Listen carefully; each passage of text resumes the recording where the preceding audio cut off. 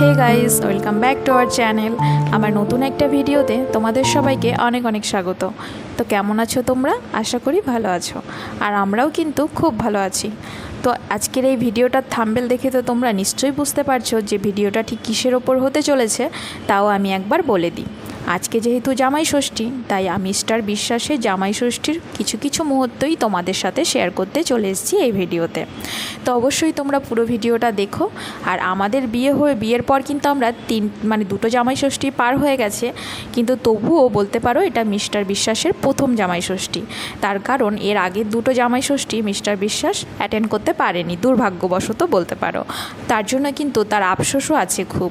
আর বিয়ের পরের প্রথম জামাই ষষ্ঠী দুটো কেন সে করতে পারেনি সেই কথাই পরে আসছি। তার আগে দেখো, বাড়িতে এসে দেখি মা কিন্তু রান্নাবান্না বেশ অনেকটাই এগিয়ে ফেলেছে। আর বাবা কিন্তু তার তার জামাইয়ের যেহেতু এটা প্রথম বছর জামাই ষষ্ঠী হচ্ছে, সেই জন্য ইলিশ থেকে শুরু করে মাটন অবধি, পাবদা চিংড়ি কোনো কিছুরই অভাব রাখেনি। তার জামাইয়ের জন্য সমস্ত কিছুর আয়োজন সে করেছে। আর এদিকে দেখো, মা কিন্তু সুন্দর করে চিংড়ি মাছের মালাইকারিও বানিয়ে ফেলেছে। আর এইদিকে রেডি হচ্ছিল মাছের রাজা ইলিশের প্রিপারেশন। মানে মায়ের জামাই কিন্তু ইলিশ ভাপা খেতে খুব পছন্দ করে, আর তাই মা আজকে তার জামাইয়ের পছন্দের ইলিশের ভাপা রান্না করবে।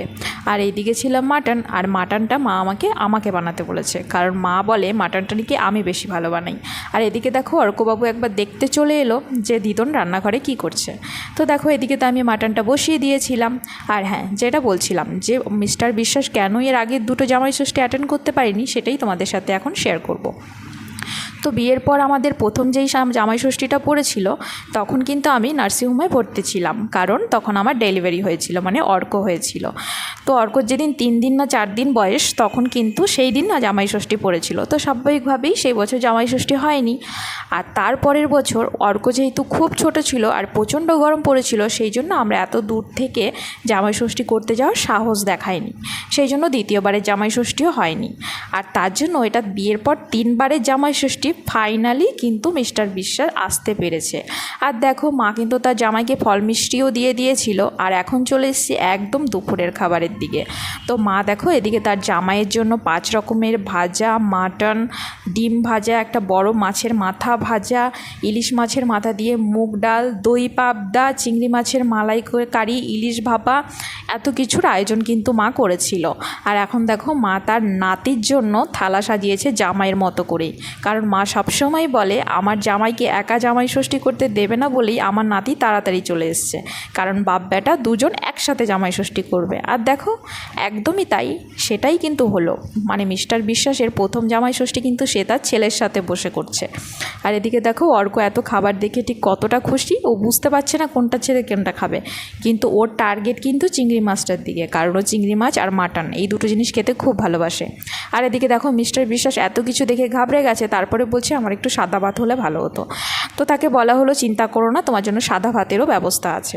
তারপরে দেখো, মা তার জামাই আর নাতিকে দিয়ে দিল জামাই ষষ্ঠীর গিফট। আর হ্যাঁ, জামাইও কিন্তু শাশুড়ির জন্য খুব সুন্দর একটা শাড়ি এনেছিল, সেটা জামাই শাশুড়িকে আগেই দিয়ে দিয়েছে। তো দেখো, এই ভিডিওটা আর বেশি লম্বা করব না, এখানেই এন্ড করে দেবো। তো তোমাদের ভালো লাগলে অবশ্যই ভিডিওটা লাইক করো, কমেন্ট করো, শেয়ার করো, আর আমার পাশে থেকো। আর আমার ইউটিউব চ্যানেল হচ্ছে opu.com। যদি আমার ভিডিওগুলো ভালো লাগে তাহলে অবশ্যই আমার ইউটিউব চ্যানেল opu.com সাবস্ক্রাইব করে নিও। আর এদিকে দেখো, জামাই কিন্তু খাওয়া শুরু করে দিয়েছে, কিন্তু খেতে খেতে সে ভুলেই গেছে যে শাশুড়ি মায়ের রান্না কেমন হয়েছে তার রিভিউ দিতে। যাই হোক, সে অফ ক্যামেরা বলেছিল যে ভালো হয়েছে। তো টাটা, ভালো থেকো।